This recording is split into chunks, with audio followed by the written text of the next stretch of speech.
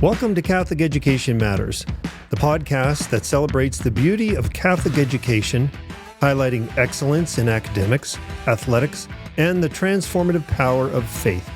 Join us as we share the stories of those making a lasting impact on Catholic education. Let's begin.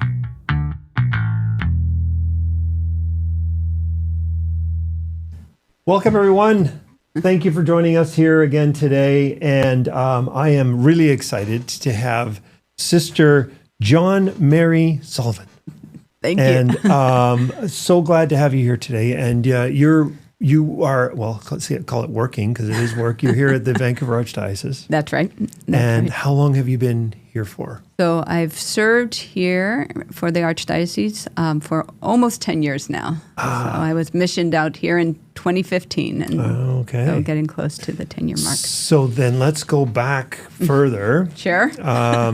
You are a sister of, I've wrote this written down, Franciscan Sister of the Eucharist. That's right. All right. Yeah. And so how did you get to where you are today?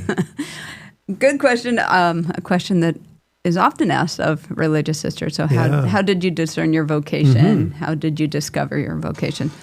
So I always go way back to the beginning. So I'm one of 10 children, so a very large family. Oh, wow. And my parents had a tremendous relationship, a profound love of one another, just a goodness, a joy in their marriage.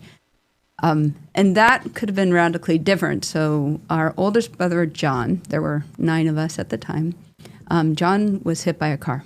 Oh, no. So, and it was a fatal accident. So, and he was 11 years old, and they had 8 others behind. Wow. And so that radically, obviously, shifted our family. And in the end, through the grace of God, I would say it radically shifted us in the most beautiful, positive way, in that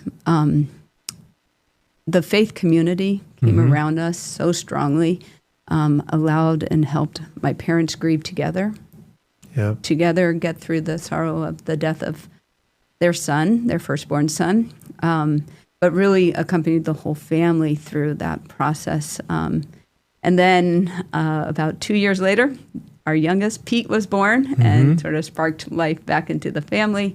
But all that, I think, was foundational to my own call, because I had a deep sense of the importance of our faith, a faith community, the goodness of life, and then the witness of my parents, their sacrificial love that they had for one another, all really set me up for my own discernment with a religious call. So before, I have to ask, where did you fall? Where do you fall in the 10? So 6 boys, I'm the first girl. Oh, okay. So 6 boys, 3 girls, and Pete, we say. Yeah. Okay. And Pete. Yeah. So I very typical life in terms of growing up. I loved sports. Played basketball and soccer throughout high school, and then went to a small Catholic university in Dallas. I'm from the States, and so grew up in Phoenix, Arizona. Went to a small Catholic university in Dallas, University of Dallas, and had the opportunity to be in really great relationships, dated some really fine young men. But there was always something, because my parents sort of set the standard of what it meant to love and to be loved. There was always something where I felt, I don't see it being what I saw in my parents' relationship. I didn't see the potential there, as good as they were, and they were good relationships. So there was just something that held me back from it.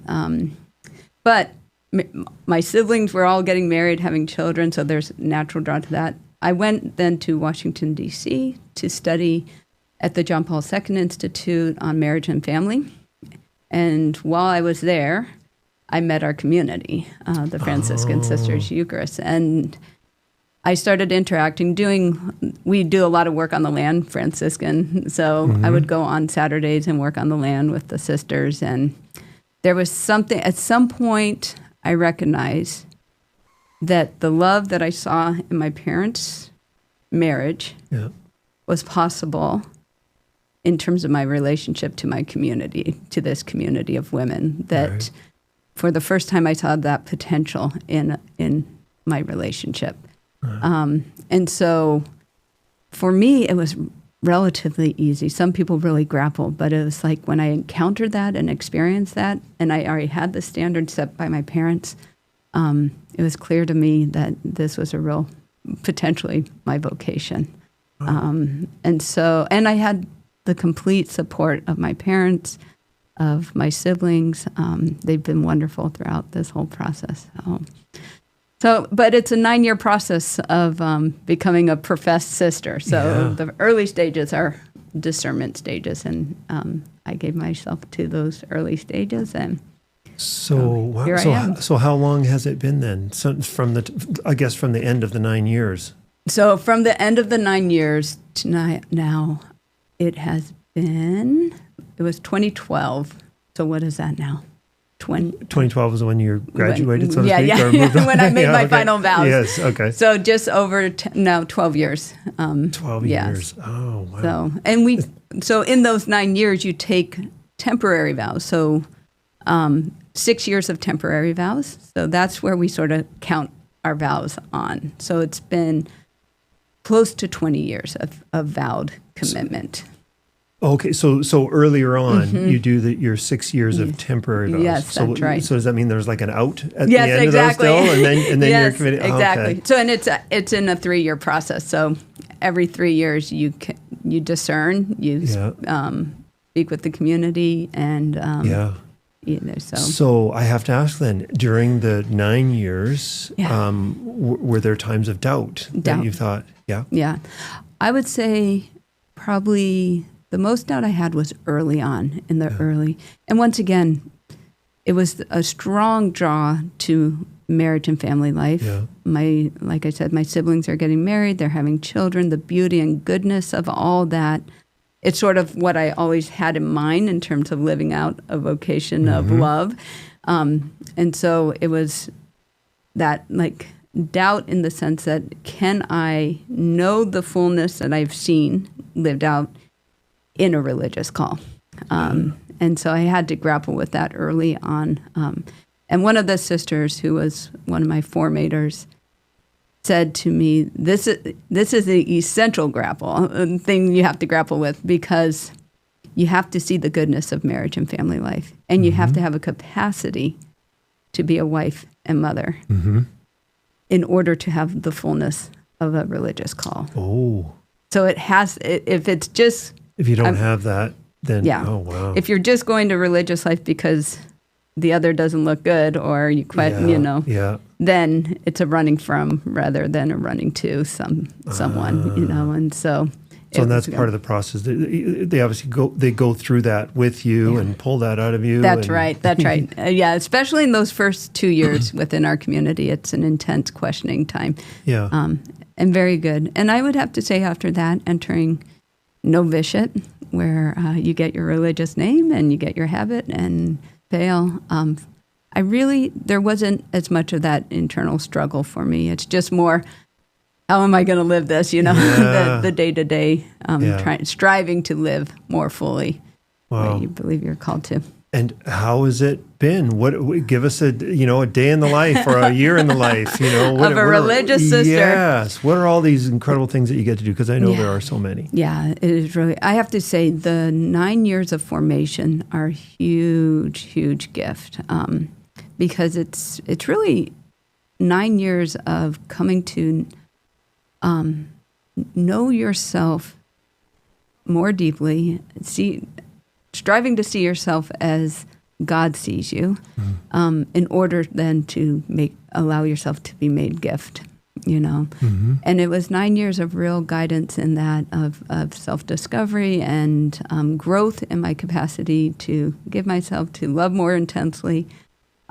So at our mother house, it's different than when you're on mission. So in mother house, especially early on, you do a lot of, once again, work. We have farmland and gardens and animals, so a lot of work on the land. But in our community, you also are discerning. If you don't already have sort of a professional orientation, you're discerning that as well, and potentially going to back to school to study in a particular professional area. So I came in with theology, a master's in theology, but my community asked me to go back at some point. It was discern and do a master's in marriage and family therapy. And so that's what I ended up doing. Interesting. So, yeah. So you do, and now how do you, I'm assuming you implement that in what you do? So yes, so when I was back at our mother house, we have a licensed outpatient clinic, so a psychiatric outpatient. So I did clinical work at the clinic for 8 years before being missioned out here. And here I use it, but I don't do direct clinical work. So I work in marriage and family ministry for the Archdiocese, which has been a real gift because I get to sort of marry, if you will, my theological formation with my professional formation. And so it's things like marriage formation courses, marriage enrichment workshops, and parenting workshops that we provide across the Archdiocese. Right. And so... So it's totally in your genre. Yes, that's right. But you're not doing clinical stuff. You're not doing the one-on-one. Right. That's right. All right. At this time. Do you miss that? Do you wish you could do that? Or? I do love it. I have, and I know I will return to it at some point. But I also have to say I've really appreciated the work that I have been doing for the Archdiocese because it's also allowed me to develop other areas professionally, like just administratively and ways of, and then working with a team. And because I have a wonderful team of coordinators that I work with. And so how many would be on your team? We are 5 total. Yeah. So great. Which is great. The Archbishop has been wonderful in terms of providing the resources we need to carry forward the ministry. Oh, it's such an important part of what you're doing. Is such an important part. I mean, I'm learning all of this about you now, which is great. It's a genuine interview. Yes. I'm not just trying to pull things out of you that I already know. It's true. It's true. Yes. Yeah. That's great. So now we're getting a new Archbishop. That's right. So, Archbishop Smith is coming. Yes, and I'm sure he'll give you the same support that Archbishop Miller. I was able to have a brief meeting with him. He met with all the associate directors in Ministry and Outreach, and he is one thing that we've done in the last few years is implement marriage mentorship as part of marriage formation. So we've always had a course, a 6-week course that we run, but in the last 5 years, we've introduced, some parishes have embraced it, some are not there yet, but that also includes marriage mentorship. Now, is any of it what you do tied in with marriage prep? Yes? Okay. So the marriage prep, we have a coordinator who runs the marriage prep courses, and the marriage mentorship would be a component of that formation. Okay. But we're a unique situation here in the Archdiocese is that the marriage course that engaged couples go through is centralized. There's some dioceses where it's parish by parish or maybe deaneries, but here almost everyone who gets married goes through this course. So we have about just over 500 couples each year that go through the course. Fantastic. Yeah. That's great.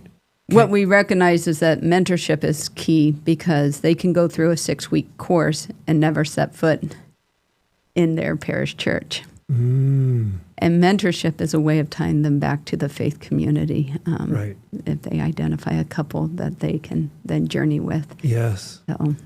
So now what about courses like Engaged Encounter or Marriage Encounter or anything? Does that fall under your umbrella at all? Or in terms of we're very, very grateful. There's of those ministries that are not directly archdiocesan ministries, but they're serving in the area of marriage and family, and we work very closely. So whether it's through promotion or providing some form of support in terms of even registration and stuff.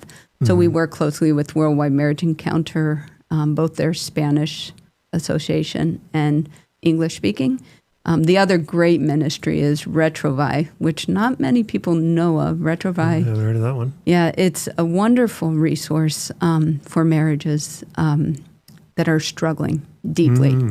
In fact, they work with couples who maybe are already separated. And so it is a ministry to those who are like most in need of support. And so they run usually twice a year. They run a retreat. And is that an archdiocesan thing or Catholic thing? It's a Catholic thing. Yes. It is a Catholic ministry, but not directly run by the Archdiocese. So it's actually international, Retrovi, and Worldwide Marriage Encounter.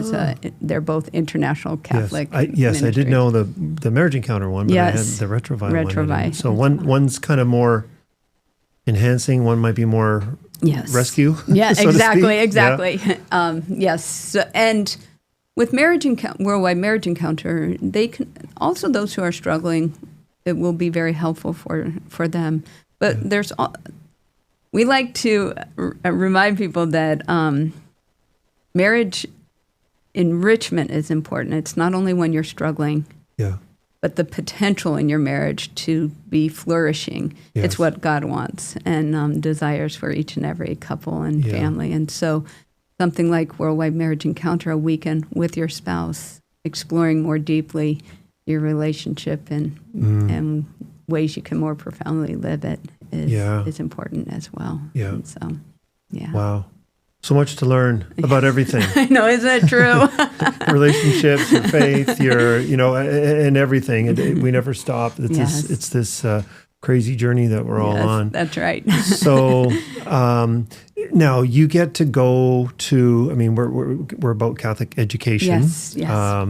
And you do get to visit some of the schools, which must be the highlight of your. It is. But walk us through that. What does that look like when you get to go visit a school? It is a joy. It really is a joy. Yes. Children are naturally curious, as you know, and so especially the young ones, they'll ask and tangentially they'll go in every direction. But even just for them to be introduced to religious life, because for many of them, they may have never encountered a religious sister. Yeah. They know priests, but it's unusual for a religious sister nowadays to be in our schools. There are a few that are in our schools. So just giving them the opportunity to encounter a religious sister, to just know that there's another way to live a life of love and that it can be profoundly fulfilling. Yeah. And then just being truly as a religious sister, what you come to know is that people respond to you, not because of anything that they respond to personally, but because I think people desire God and our children desire God. And so I get to be a witness to them of God, and so to be able to go into the schools and answer some of those innocent questions. Exactly. What would be an example of some of the questions that they ask? Often they'll ask, "How did you know?" or "How can I know?" Or the classic ones are, "Do you wear that to sleep?" Okay. "Do you get to go swimming?" Yes. All those curious ones, Yes. So some of those more, simple questions. But as they get older and maybe have a more, really start to question some of these things, the questions become a little more profound. Do you think that you've maybe had any influence on any of young girls, young women that are that might be considering? I think our community as a whole, this has been a real blessing for us in Vancouver. When Archbishop Miller invited us here, he said to us, I think there are young women who have vocations. And since in the last 10 years, we do have 4 young women from Vancouver who are in the formation process. So they're all... And from your order? Or in our community. In our community. And so that has been wonderful to have these young women from Vancouver. Yeah. Discerning with our community has been great. And we've had 2 others that came, discerned, and discerned that it wasn't their call, which is also part of the process and really something we celebrate. And we remain very good friends with these young women. Super. So, I have a nephew that went through the becoming a priest. Yes. It was same thing, all those steps that you go through of discernment. Yes. And then it was right at the end where it was like, no, it wasn't. Yeah. Yeah. So, and he probably does not regret that time of formation. Well, I don't think he does. Yeah. I don't think he does. He's probably a better husband and father because of his time of discernment. I would agree. Yeah. He's the oldest of my brother's 5 boys. Oh, okay. And he's fantastic. So it really neat. Great. Yeah, and he knew his wife today. He knew before. Knew from high school. He did. Actually, knew from. I was talking about this with my mom the other day. From kindergarten. That's where they met. And they went through school all the way together. Isn't that fun? And then he had to tell her he's entering. that he's going to, yes. He's entering the priesthood, which was not received well, I think. And then came back and she hadn't married. She hadn't found somebody else. And I think she made him wait in terms of, no, I got to think about this. Fair. You need to be punished. You left me.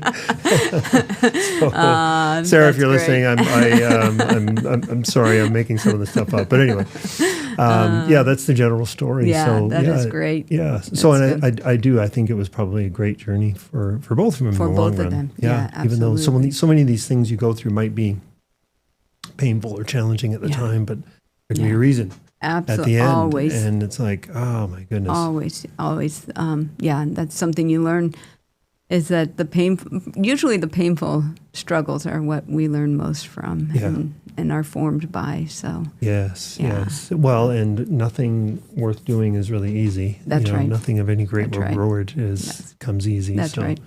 Yeah, and just an openness. That's the one thing going to schools and speaking to young men and women is just encouraging them to be open to what God desires. It doesn't mean that they have to have it all figured out, but that they ask our Lord to reveal to them.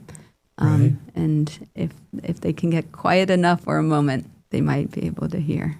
Right. So it is good. When you get to go to a school, is it sort of a formal presentation, or do you just get to go and just be and mingle in with the kids? Or usually it would be more of a formal invitation. Maybe I'll go per class. Sometimes it's an assembly, so I might be in front of the whole school. It's sort of nice when you get to go per class because you can sort of tailor what you say according to the age group and what may be of interest. And I have the magic power to win over any child. And that is I can juggle. So, wow. So people love children, actually people, but children particularly love that. So I usually take some juggling balls in too. You do chainsaws and everything, or no? Just knives, but not chainsaws. You haven't got there yet. Oh, good for you. So that's a talent you learned when you were young? Yes. I was, I think in grade 5 when I first learned to juggle, and people love it. Yes. But once again, it's a way to engage the children and just fun. Sort of relax the whole situation. And then they are more free to ask their questions. Yeah. So how did you end up in Vancouver? Archbishop Miller was saying we would like some religious sisters. Yeah. So we've known, as a community, we've known Archbishop Miller probably 30 to 40 years. So as a young priest, when he was studying in Rome, he came to know our sisters in Rome. So we have sisters in Rome, Assisi, the Holy Land, Vancouver, and then the U.S. And so we knew him for many years. He then was the president of St. Thomas in Houston, and when he became president there, he asked our sisters to come and teach there. So some of our sisters teach, are professors and teach at a collegiate level. So they were out there with him, and he went to Rome again, and then finally became Archbishop here. And so he had asked if our sisters would come out and serve within the diocese. Right. And it's so lined. They were looking for someone in the area of marriage and family and I had sort of the perfect profile to fill that position. So what happens? So I was working for our counseling center, and I remember very clearly in a session with a client, and the phone rings, which is very unusual that you get interrupted during a session. And it was our Mother General, Mother Sean at the time. She said, "Can we meet at lunchtime?" And I'm like, "Oh, something's going on." And then she asked, would I be open to being missioned out to Vancouver? Yeah. Which, to be honest, I didn't even know where Vancouver was. Really? I was so unaware of Canada in general, so never had been to Canada. But you were just in Washington State. Arizona. Oh, okay. Yeah, Got Arizona. It. So, what was the Washington part? What did I get? Did I confuse something? Washington, D.C. D.C. Okay, I studied in Washington, D.C. Yes, okay. That's there right. you go. I thought there was something to do with Washington there. Okay. So that's Arizona. how I'm here. Yeah. So you went from desert to rain. That's right. Yeah. That's right. So still adjusting, I bet. Yeah. I have to say, maybe because we had such a lack of rain, I actually very much enjoy the rain. I appreciate the rain. Yeah. And then being out on the East Coast in Connecticut, where our mother house, we get all 4 seasons. So that's also. Yes, I know. It's funny if vacationing in a desert type area, coming home and noticing the instant lushness that's in your face when you arrive here. Isn't it amazing, the difference? Yeah, it is. So then you do tend to welcome the rain a little bit more. You can hold it in a better light. Yeah, that is very true. That's great. That's super. And I'll ask you this: with interacting with students, or I'll put families, couples in your time. Sure. Have you had a big impact that an incident, or not an incident, interaction that stands out with you, that you think that, wow, I impacted that couple's life or that student's life or anything like that in such a profound way that resonates with you still today? I have to say, I actually taught for 2 years before becoming a mental health counselor. And those 2 years were very informative. Where was that? That was back in the States. So 1 year when I was postulant with our community, I taught inner city, grade 8. And truly, as much as it was discerned, I wouldn't continue to teach and I'd go into mental health. But part of it was the encounter with the children, seeing the struggles that they were facing, and being much more interested in trying to address some of those issues than to teach the history course that I had to teach. So that experience in the classroom actually was key in terms of helping me discern and helping the community discern that maybe it is in counseling that I find more fulfillment, which it's true. But as a mental health professional and serving in areas of marriage and family, the great privilege I have is being invited into some of the most intimate moments of family life. And ones probably that have stood out the most since being here and serving here. Twice I've been called, a young couple calling me, where they had just lost their child, stillborn, and asking if I would come. And so twice entering into these hospital rooms with the body of this little guy, these both boys, and this young couple grieving the loss of their child. And yet, this is what's most impactful, is to see them truly suffer well. And to allow this suffering to take them deeper into their relationship, where so often it can divide. These couples that I witnessed, you just saw both of them appreciate each other and really lean into each other and lean into their faith together as they grieve the loss of their child. That will stay. Those interactions will stay with me forever. Wow. And you see the goodness and the profound beauty of what marriage life can be when you see them live through those situations. And then it calls me to a higher level, I think, of commitment to my own vocation, that witness. That must have also felt like a massive privilege to be there in that time. Absolutely. Yeah. Not everyone gets to be part of an experience like that. Yeah. And just to be able to be welcomed in, to be able to walk with them, and often in both cases, you don't have words to comfort at those moments, so it's really just an opportunity to be present with. Yeah. Great privilege. Did you feel that you, in that time of privilege with them, did you feel that you also had something to offer, that you brought something for sure of value? Yeah, I mean, I think the whole reason I was invited into those moments is, once again, they,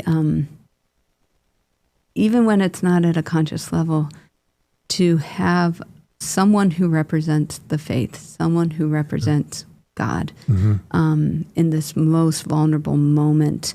And so just to be there as a representative of our church, of our God, and holding them in that manner. So I know, because to be honest, I didn't even know these couples well, but I had some interaction from a retreat and from marriage formation courses. So they knew who I was, and so just to be able to represent the church in those moments. Yeah. To call you. Yeah. To be able to be called in, and to for them to feel held by our church. Yeah.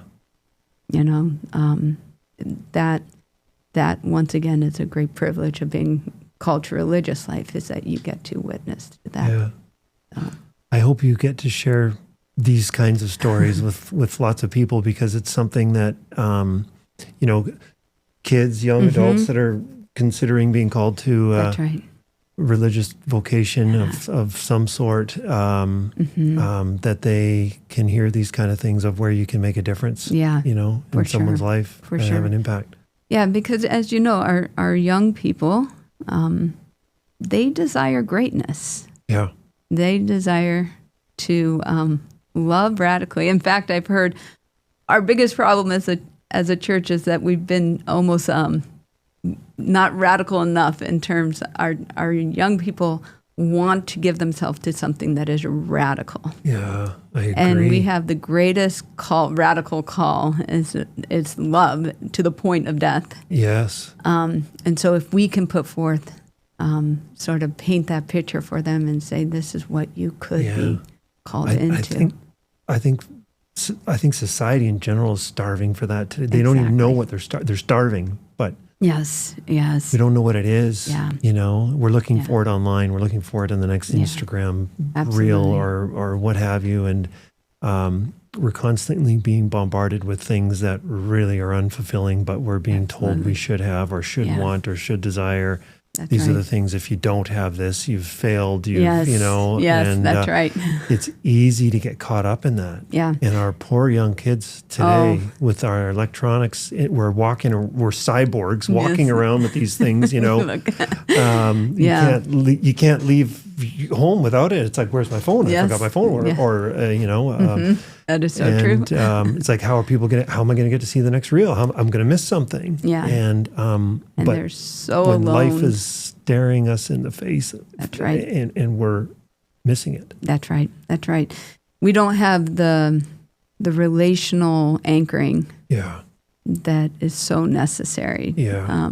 And so what we desire.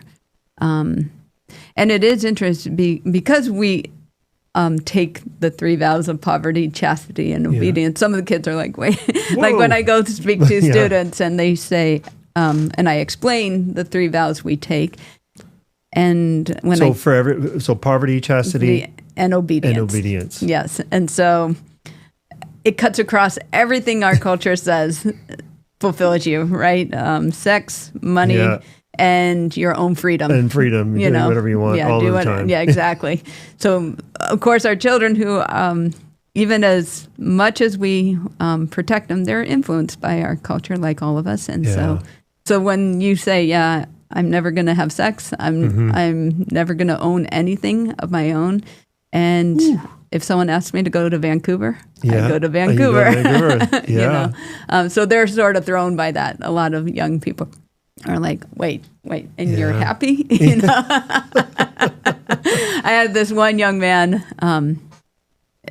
we didn't own cell phones because we didn't need cell phones. And he's like, sister, you don't own a cell phone. I'm like, no, I don't own a cell phone. No, really, you don't? No, I don't. He's like, no, they've brainwashed you. They brainwashed you. And I said to this young man, you tell me, how happy are you with your phone? Like, in about a half a year, you're going to want a new one, right? And he's like, well, if there's a new one out. I said, exactly. And I'm like, I'm not driven by that. I'm happy with what I have and what I've been given. And there's a freedom in not having and not being possessed by what we possess, you know? So it's allows us to be a witness of that there's something greater that fulfills us than what the world has to offer. And we need more of that. We need so much more of that. Because I think society's starving for it and don't even know it. You know, depression is at an all-time high, and it's like, what do we have? We have more than we've ever had in the history of the world that we know it. And everybody's unhappy. Exactly. You know, we're born complainers. Innate, we all grumble and rumble. Exactly. And then, and yet we've got so much to be grateful for. And that's once again the great, like, even in terms of wearing the habit, you're a witness. Of course, when you go into school, Catholic school, there's some, but just being out and about. Recently, we were in a parking lot and getting out of the car, 3 of us, and this young woman hurries by, carrying like food to go, and she stops and she says, "Why are you all so happy?" Literally, and I don't even think we were doing anything. You guys look so happy. And she's like, "Why?" I said, "Well, what?" I asked, "Why do you think we're happy? Like, what makes you happy?" And she said, "Money." This is her first response. I said, "Does money really make you happy?" She's like, "Actually, no." And she's like, "What would make me happy is my mom's health, if she was healthier." And so she was getting deeper and deeper, but she still wanted to know why we were so happy. And it's quite simply, and I said, it's because we have God. You know, something much more. You did manage to get that out. Like, you got to say that to her. And I said, "We'll pray for your mother." And she thanked us and went her way. But there's those moments where you get to witness, which is a gift. So, so being out in public, what's that like? What is that when you're out on your own and you're wearing a habit, and so it stands out somewhat. It stands out somewhat. And what I've noticed here in the West Coast, especially I think the Northwest, they really don't know. Like, they don't know that I'm necessarily a religious sister. They're not quite sure what I am. Could be just the way you're dressed. Exactly. So you need a bigger cross, sister. Exactly. So there's been times literally where this was really funny. Where downtown Vancouver, I was at a convention, walking down the street, and this young man who's smoking marijuana walks by me, and he looks at me and he says, "Where are you from?" And I say, "Well, are you wondering like what I am?" And he's like, "Yeah, what are you?" And so I said, "I'm a religious sister, Roman Catholic religious sister." He's like, "Oh," and he looks at he has this blunt, right, and he's like, "And you're not yelling at me." I said, "I'm not going to yell at you." And then he says, "Do you want some?" I said, "I'm good, thank you." I'm good. So, in some ways, I have found being here an opportunity to witness in a way that in other areas of like the East Coast, where they're maybe more familiar with religious, that we stand sort of apart even more so. Right. So there's an awareness, whenever I'm out, I know people are looking. But that's two things. It's a gift in terms of being able to witness to our church, to our God. But it also holds me. It makes me, I'm aware that people are looking. Yeah. And so I have to live in a recognition that I am not my own.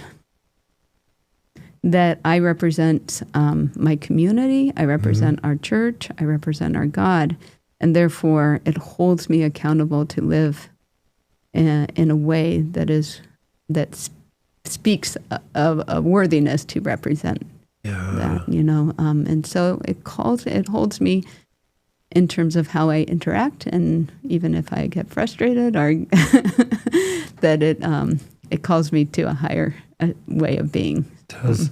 Yeah, I'm sure. Yeah. I'm sure it does. Oh. It wouldn't be good flipping out on somebody with having a. It's funny. It's like if I'm driving my car that doesn't have any company stickers on it. That's right. Or I'm driving the truck that's got company stickers on it. I have to behave a little differently. That's right. Or I have to be more conscious of. I behave well when I'm driving, but I'm just saying there has been, and it's happened with people. Within our company that do have stickers on, that we get calls. Yeah, exactly. Somebody from your company, Exactly. And it's like, so I can see what you're saying. I know. Should we all have that? It's even wearing a cross. Yeah. This is a reminder for me that I need to be on my best behavior all the time. That's as well. Because I'm representing. Not just myself, representing the family, but the faith as well. That's right. And to your children that you represent. Yes. That much 100%, more so. 100%. Yeah. It's funny. It's not something that I wore for a long time, and then I started wearing again. And, that's great. It's a good little reminder. It is. It's like, hey. Yeah. And it's an outward sign to everybody around you too. That's that right. Hey, I'm of a man of faith, and trying to do better. Yep. I'm not perfect all the time, but striving. Keep striving. Yeah, exactly. So, and I'll ask you this: is there something that you absolutely love about what you do, that you just cherish to no ends, that you just think like, oh, this is what I'm here for? I do. Well, I would say two things. One is the joy of living community life is quite profound. There's like a marriage, there are moments of struggle and moments you have to work through. But the depth of friendship that I've known in community life with my sisters, there's a level of just goodness and intimacy and of love that I get to experience, and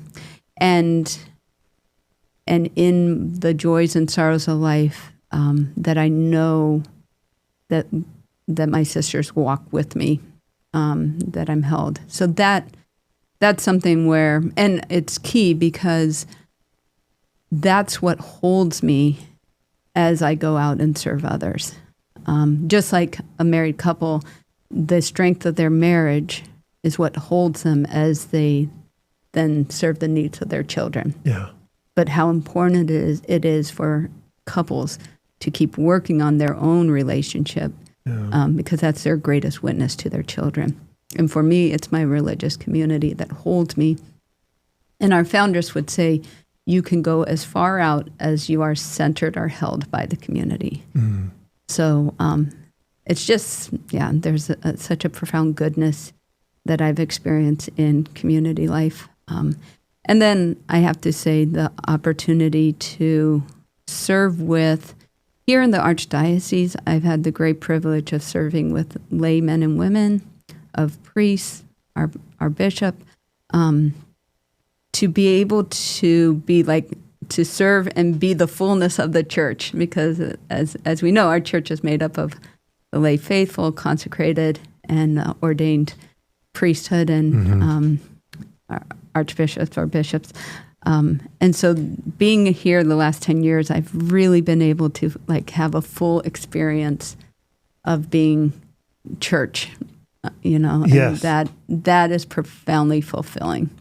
And to see lay men and women love and serve the church as much as any religious or priest, and to see priests who are fully embracing their priesthood and find it to be a privilege to especially bring the sacraments to our people. So that opportunity, I have to say. And then also working alongside with other religious communities.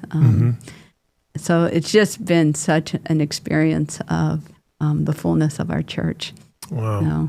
Which is a great gift. Well, and what you're working on specifically with marriages, that has such a massive impact Huge. On our communities. That's and right. I think that, I've said this several times, even on other podcasts. I find that when we've had the not collapse of the church, but when it is struggling, Yeah.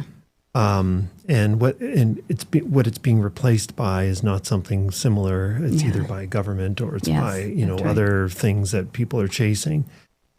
Once the church starts to struggle and crumble, then the families start to struggle. They start to struggle, and when the families are struggling, then all of society starts struggling because there's so many things that start falling. But we've lost what's grounded us. That's right. That's right. And and it, all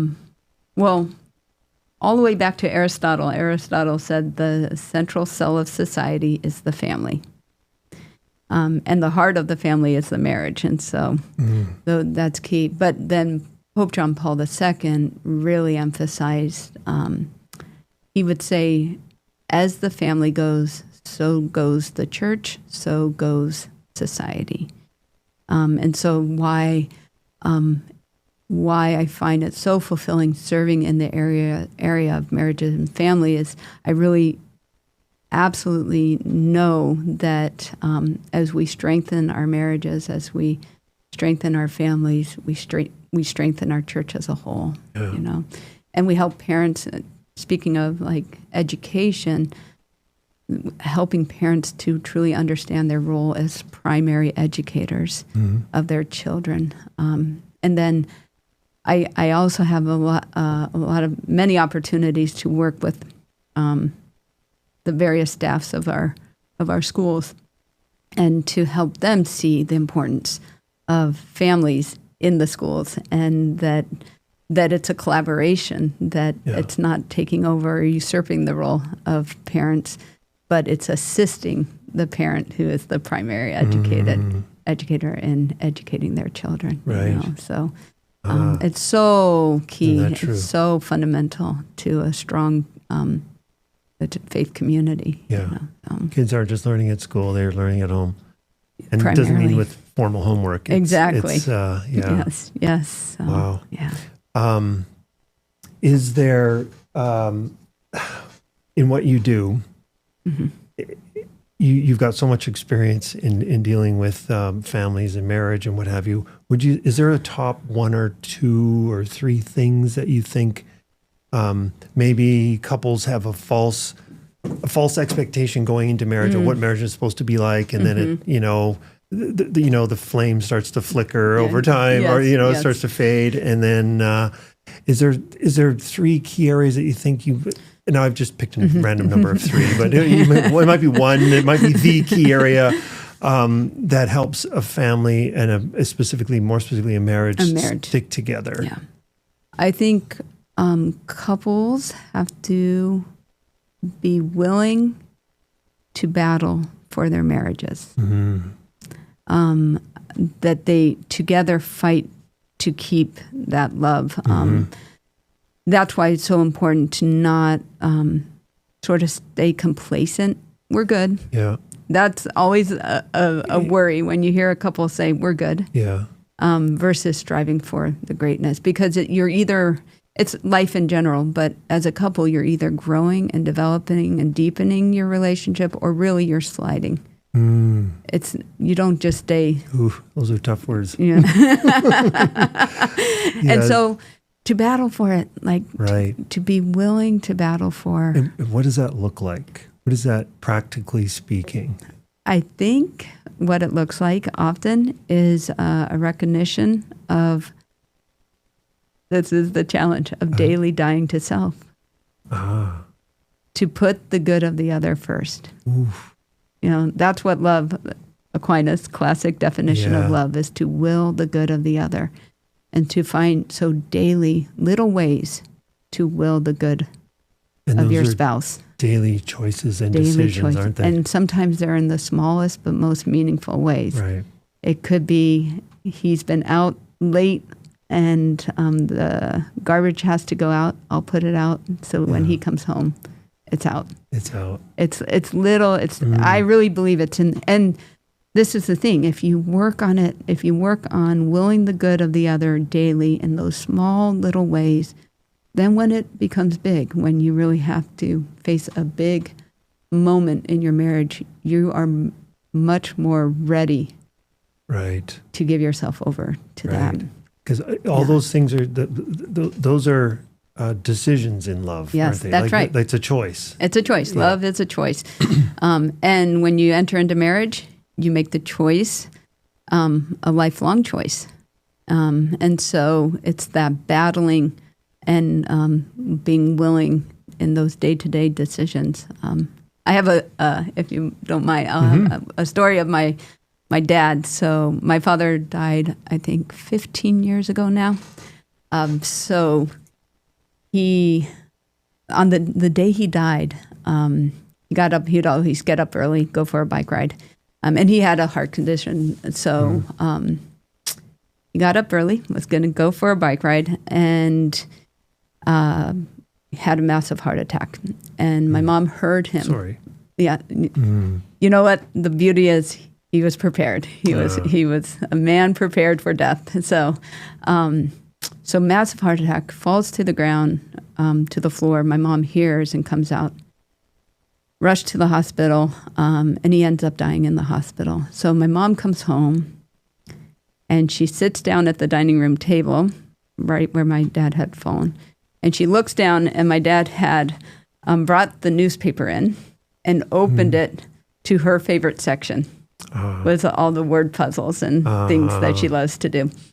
And so she looks down, and she sees, and to this day, she'll speak about this, that the last thing my dad was thinking about when he died was her good. Yeah.